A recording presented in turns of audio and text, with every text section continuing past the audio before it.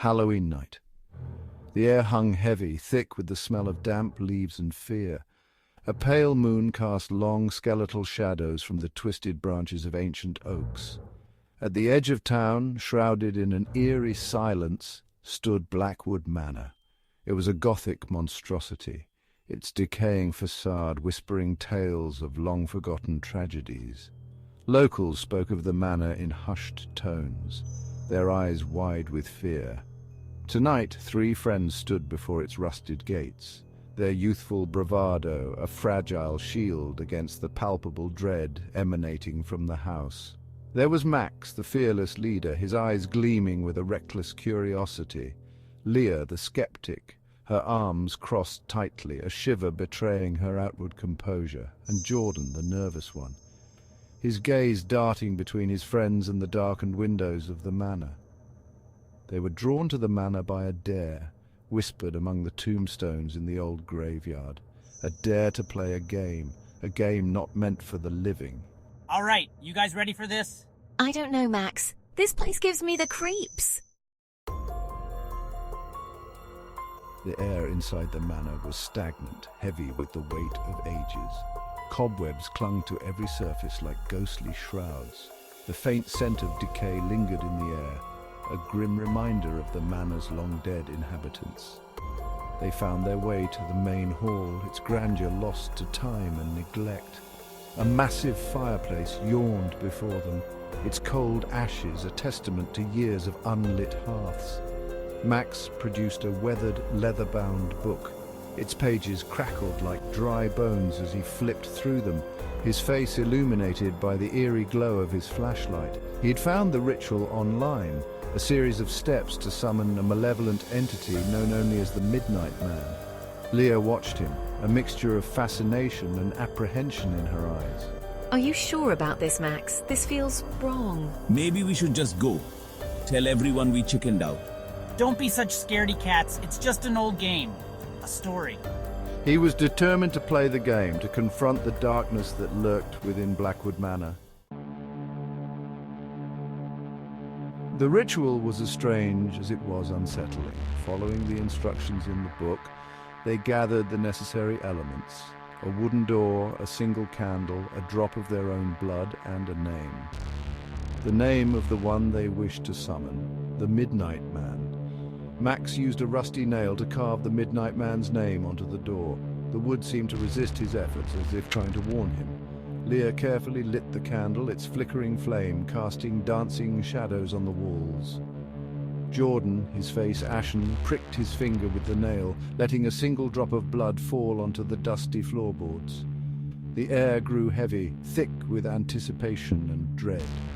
They could hear the beating of their own hearts echoing in the stillness. Here goes nothing. With a shaking hand, Max knocked on the door 22 times. The final knock echoed in the silence.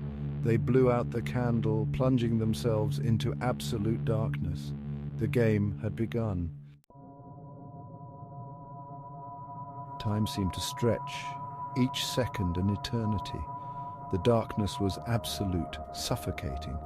They huddled together, their breaths shallow and quick, listening for any sound, any sign that they were not alone. Minutes crawled by, each tick of Leah's watch a hammer blow against the silence. This is ridiculous. It's just an old house. Nothing's going to happen. But even as she said the words, doubt gnawed at her. The air felt different now, charged with an unseen energy. The temperature had dropped, a bone-chilling cold that seemed to seep into their very bones. Did you hear that? Hear what? I thought I heard something. A whisper. The candle flickered back to life. It was a small flame, weak and struggling. They huddled closer, eyes darting nervously, shadows twisted in the flickering light. Then they heard it. A soft, almost imperceptible sound. Leah's breath caught, her heart pounded. It was real, it was here. He's here. Jordan whimpered. Max tried to speak. Fear gripped him. The events shook him. They had tampered with something ancient. We need to get out. The Midnight Man had come. The temperature plummeted, the air growing thick and oppressive. The The candle sputtered and died, plunging them back into absolute darkness. I can't see anything. A bone-chilling cold enveloped them, seeping into their lungs with every breath. They could hear their own breath misting in the frigid air, feel their heartbeats pounding in their ears. What's happening? And then they saw him. A figure emerged from the shadows, tall and skeletal, its edges blurring in and out of existence. He was darkness given form, a nightmare come to life. His eyes, two burning embers of hate, fixed on them, seeming to see into their very souls. A scream died in Leah's throat. She wanted to run to hide, but her legs felt like lead. The figure took a step closer, and they could hear the rasp of its breathing, feel the heat of its malevolence washing over them. They scrambled back, their hands outstretched, their voices hoarse with terror, but there was nowhere to go. The Midnight Man was upon them, his presence filling the room like a suffocating fog. Get away from us! Max lashed out, his fist connecting with nothing but cold, empty air. The Midnight Man simply smiled, a chilling skeletal grin. He raised a hand, his long, bony fingers reaching towards them. No, please. When she opened her eyes, he was gone. The room was empty. The only sounds were the creaking of the old house and the frantic pounding of their own hearts.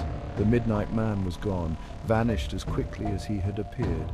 They knew, with a certainty that chilled them to the bone, that this wasn't over. They didn't waste any time. Scrambling to their feet, they ran, their footsteps echoing through the empty halls of Blackwood Manor. They didn't know where they were going, only that they had to get out, had to escape the suffocating darkness that had closed in around them. They burst out of the manor and into the night. The cool air stung their lungs, but it was a welcome relief from the oppressive atmosphere inside. They didn't stop running until they were far away from the manor, until the looming silhouette of the house was nothing more than a distant shadow in the moonlight. Keep going, don't stop. Collapsing onto the cold, hard ground, they gasped for breath, their chests heaving, their bodies trembling with exhaustion and terror. They had survived their encounter with the Midnight Man, but they were forever changed. As they made their way back to town, they couldn't shake the feeling that they were being watched. Every rustle of leaves, every creak of a branch sent shivers down their spines. The next morning, the town awoke to a chilling discovery.